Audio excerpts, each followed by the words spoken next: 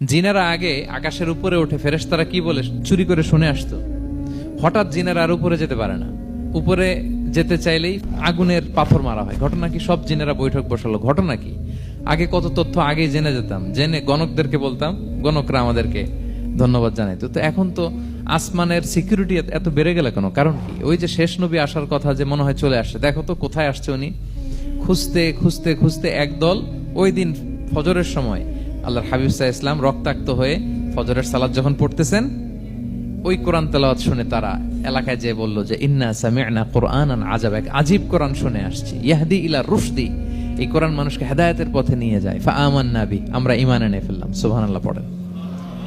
তো রাসূল সাল্লাল্লাহু আলাইহি ওয়াসাল্লাম তো এটা জানেন না। আল্লাহ তাআলা জিবরাইল মারফত জানালেন যে হে নবী, আপনি এসেছিলেন তায়েফের, তারা দাওয়াত গ্রহণ করে নাই, ম্যানকাইন্ড রিজেক্ট করেছে। কিন্তু আরেকটা জাতি আছে যাদেরকে আপনি দেখেন না, তাদেরকে বলে জিন কাইন্ড, মানে জিন জাতি। পুরো জিন জাতি কালিমা পড়ে মুসলমান হয়ে গিয়েছে নবী।